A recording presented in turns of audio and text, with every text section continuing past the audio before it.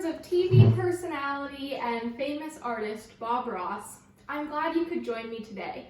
I hope you take time to paint along or just relax with us. Art often seems like an unattainable skill for many, but there's a lot of easy ways to get started painting. Since I was little, I've always loved to do art, and over the past 5 years, it has become one of my life's greatest passions. One of the things that I've learned is art is a great conversation starter, and it also doubles as being an extremely good personalized gift for, well, anyone in your life. So if you need a reason to impress your friends or give a gift away at the next family gathering, picking up painting as a skill could be extremely beneficial.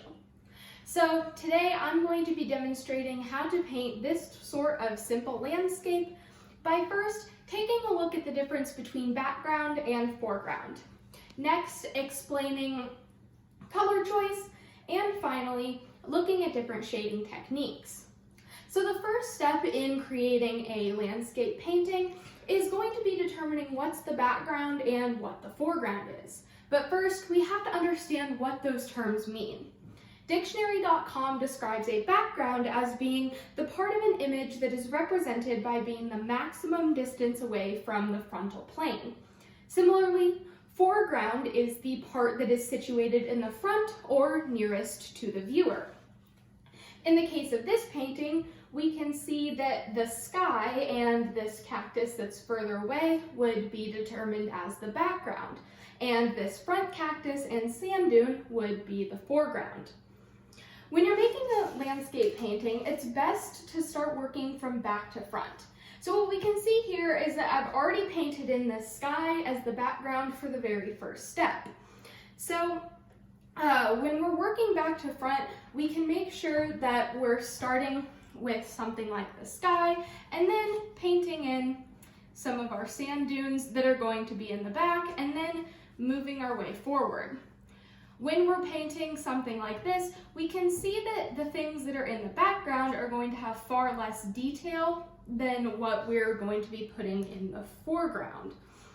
So for example, that cactus that's in the background and the sky is going to have a lot less detail, and you're not going to be able to see as much of it as you're going to be able to see the cactus that we have up here in the foreground.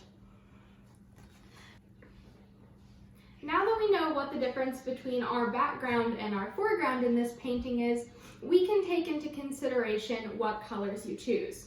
Now, while color may seem as though it is not going to make a difference in the painting, it's extremely important in trying to convey to the audience what exactly it is you want them to see.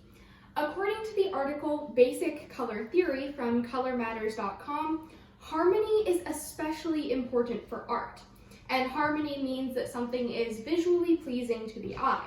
When something is not harmonious, it can be seen as boring or chaotic. So in the case of this painting, what we're going to be doing is painting in some green cactuses.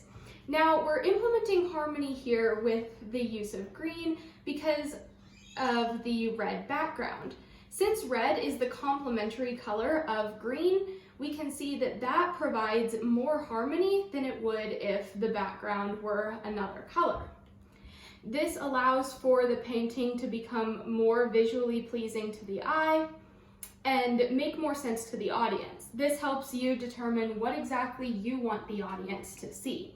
Because these two complementary colors are harmonious together, this is going to help determine what exactly your audience can see and how their eyes process what you're putting on the painting. Now that we understand some more about color choice, it's time to take a look at the last step, which is going to be adding shading to the painting. What we have right now is some basic shapes and colors, but the painting is still pretty flat in terms of the actual composition. So adding some shading is going to give the painting more depth and detail. One common mistake is that shading means only shadows, but highlights and midtones are just as important as these shadows are. So the first thing we're going to be doing is laying in some of our darkest darks and mixing them into the painting. Once we have these shadows put in, we can add our midtones. Now the midtones are going to be basically the same color as what we already had underneath of there in the first place. And that is going to be that center tone that blends the entire thing together. Well, now that we have some of our darkest darks in, the last step is going to be adding some highlights to the painting. So you determine where exactly your light source was going to be and see what exactly the lightest lights are going to be in that painting. When you're adding these shadings in, you need to make sure that you use them sparingly. Adding too much dark or too much light can easily make the painting muddy and more confusing and take over the piece. Now we finally have a finished, easy landscape painting.